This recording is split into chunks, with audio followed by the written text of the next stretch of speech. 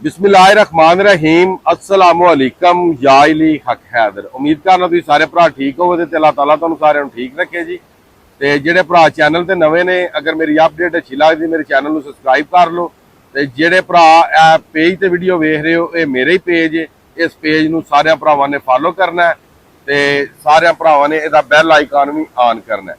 ਅੱਜ डेट हो गई जनाब 28 अगस्त 8वां महीना 2025 ਤੇ टाइम हो गया एक ਦਾ ਤੇ मैं इस टाइम मौजूद हाँ रिवर चनाब एडमराला ते रिपोर्ट दियां दे चनाब दी रावी दी ते दरियाए सतलज दी।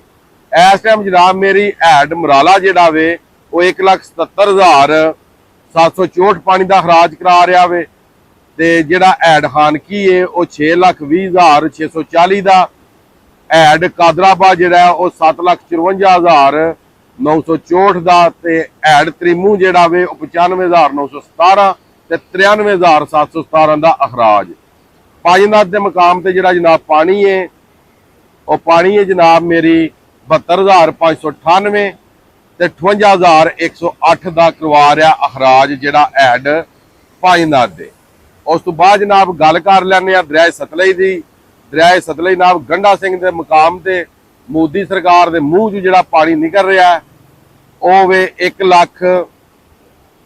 2,61,053 ते 2,61,053 का अखराज। ऐड सुलेमानकी के मुकाम से पानी 1,09,305 1,09,305 का अखराज। ऐड इस्लाम के कोल पानी है 54,000 ते अखराज 52,000। एक भरा सारे गल सुन लवो जिहड़े ऐडा दे पानी घट है उत्थे तक हले पानी नहीं पहुंचा। ऐड इस्लाम से पानी नहीं पहुंचा। ऐड त्रिमू ते हले तक पानी नहीं पहुंचा। जिन्होंने इलाकों में पानी पहुंच गया उन्होंने अपने आप की बचत कर ली होनी है। जिन्होंने इलाकों में पानी नहीं पहुंचे वो अपनी अपनी बचत कर लो। ये पानी नहीं एक समुंदर का जो रेला वे वो तुहाडे कोल आ रहा। अगे जनाब मेरी गल कर लैने दरियाए रावी की। दरियाए रावी जनाब जस्टर के मुकाम से जो पानी है वो 1,21,620 1,21,620 का ही अखराज है। अगे गल कर लैने शदरे की। शदरा मीनस के 32 चौक लाहौर दी जनाब।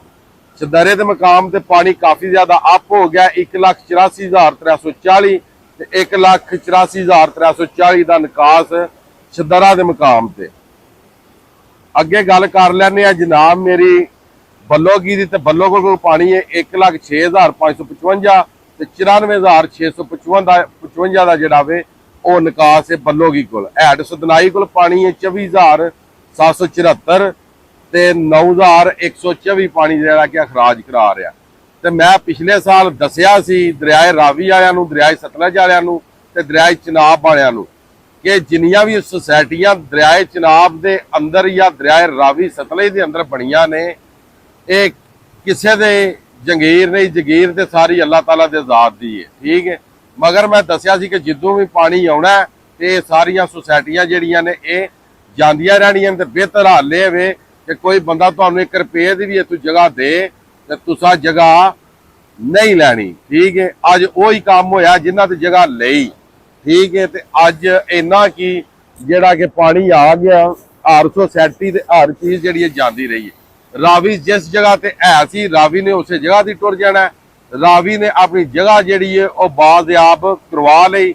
ਰਿਵਰ ਚਨਾਬ ਦੀ ਜਿਹੜੀਆਂ सोसाइटियां ਬਣੀਆਂ ਨੇ जिथे किते भी उन्हें भी अपनी जगह बाजियाब करवा ली। उस तो बाद दरियाए सतलज ने भी और जी इंदस रिवर के उत्ते जिन्ने बराज ने उन्होंने की गल कर लैने जी।